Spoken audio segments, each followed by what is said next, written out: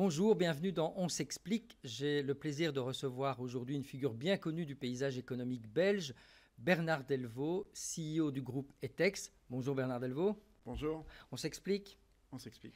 Alors je vous l'ai dit, hein, votre parcours est quand même connu. Vous êtes passé par McKinsey, Belgacom, La Poste, le groupe Sonaca, ce fleuron de l'industrie économique wallonne aéronautique que vous avez dirigé pendant 13 ans. Et là, il y a quelques mois, vous avez annoncé votre arrivée chez Etex, qui est un groupe de construction présent dans 42 pays, 110 usines à travers le monde. On y reviendra dans quelques instants, mais ma première question se veut délibérément provocante. Un grand patron, c'est comme un homme politique, ça peut changer de secteur comme ça du jour au lendemain?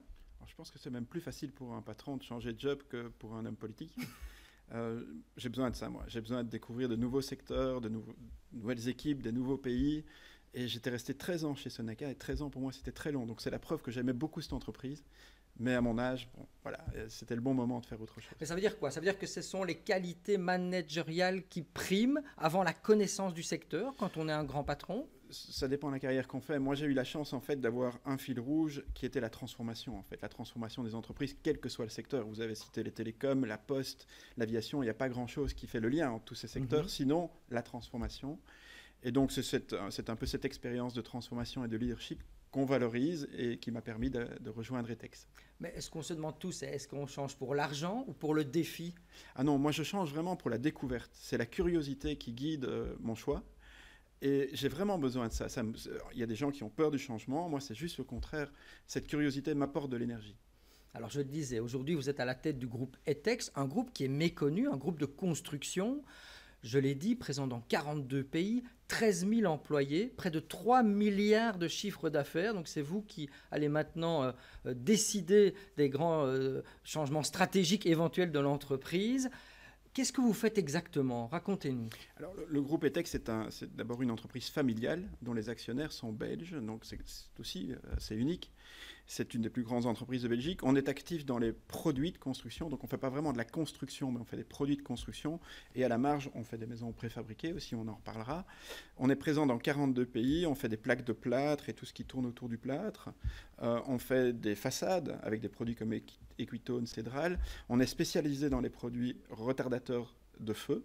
Okay. Et protection anti-feu, en particulier dans les grands immeubles, les hôpitaux, les écoles, les immeubles à multiples étages. Et alors on fait de plus en plus tout ce qui est maison préfabriquée, avec le lien avec le client directement par Internet. Et donc ça nous permet effectivement d'être présents partout dans le monde et d'être numéro 2, numéro 3 dans chacun des pays où nous sommes présents. C'est plus ou moins sexy pardon, que les avions? C'est chaque fois différent, mais on peut trouver beaucoup de plaisir dans toutes les industries. Moi, j'étais très, très étonné, par exemple, de découvrir que la poste est un métier extrêmement technologique. On n'imagine pas ça quand on est en dehors.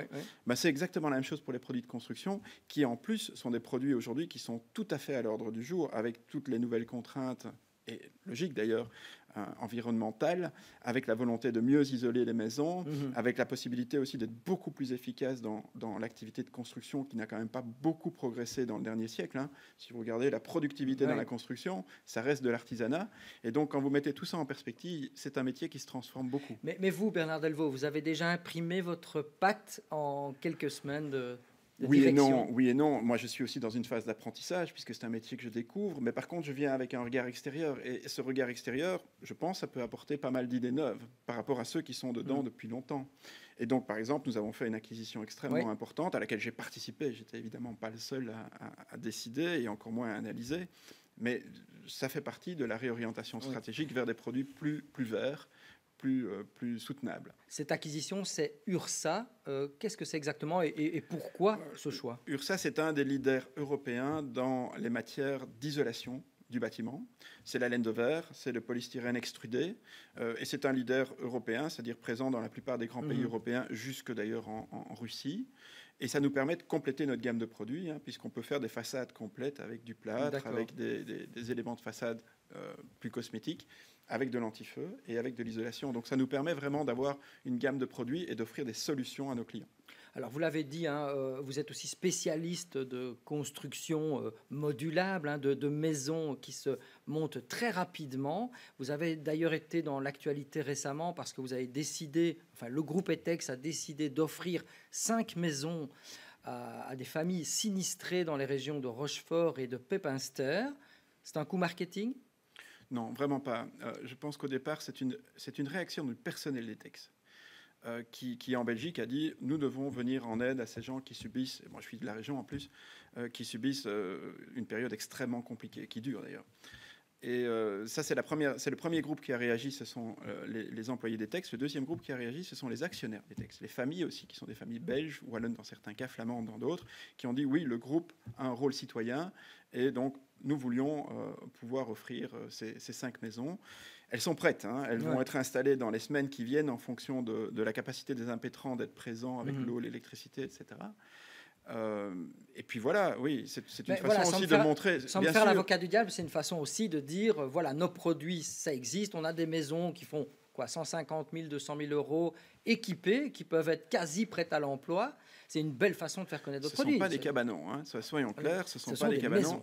Oui, ce sont des belles maisons. Ce sont des maisons qui sont complètement équipées avec des sanitaires, des cuisines équipées. Ce sont des maisons qui sont conçues pour être économes en chauffage et donc avec une empreinte CO2 qui est remarquable.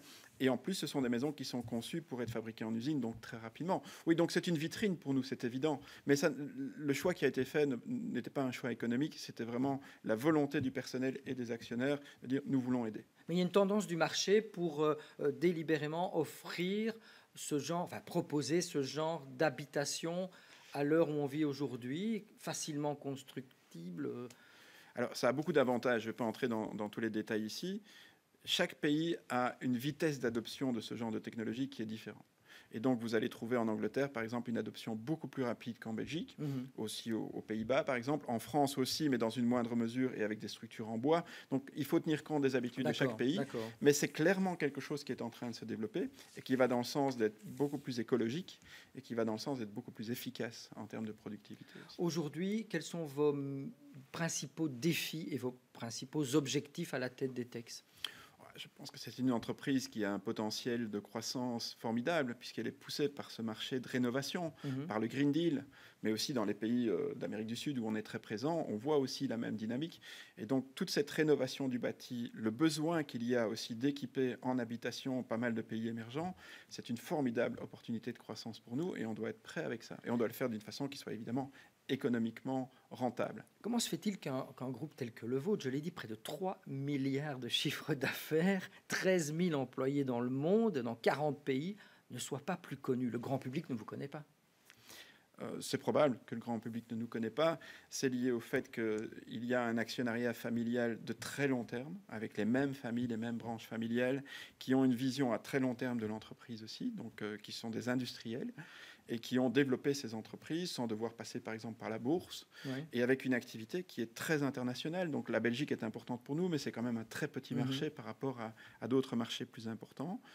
Et voilà, au bout du compte, je crois que c'est très très bien que des entreprises comme ça, avec une vocation industrielle de long terme, puissent se développer avec un actionnariat belge en plus. Dernière question, Bernard Delvaux. On a commencé avec vous, on va finir avec vous. Vous avez 56 ans. Ma question est double. Quand vous regardez le parcours, le chemin accompli, vous êtes le plus fier de quoi? Et la deuxième question, c'est quoi votre prochain défi, vu que vous changez souvent? Non, mais pour répondre d'abord à votre deuxième question, je viens juste de commencer. Oui, je vous taquine. Oui, tout à fait. Je suis tout à fait passionné par ce que je fais et j'avais besoin de ça, je l'ai dit tout à l'heure. Et je suis extrêmement heureux parce que je trouve une entreprise qui a un potentiel énorme et avec une volonté de nos actionnaires de nous soutenir dans ces développements. L'acquisition en est un très bel exemple. De quoi est-ce que je suis fier? Je crois qu'à chaque fois, avoir un impact sur mon environnement et le faire avec une équipe, et que cette équipe puisse se retourner vers le passé et dire « Waouh, quand même, on a eu cet impact ». Et finalement, globalement, c'est un impact pour des familles, pour des gens qui travaillent, pour des entreprises qui réussissent. C'est ça qui me motive. Merci Bernard Delvaux pour ce beau témoignage et ce nouveau défi à la tête du groupe ETEX. On se retrouve la semaine prochaine avec un nouvel invité dans On s'explique. Au revoir.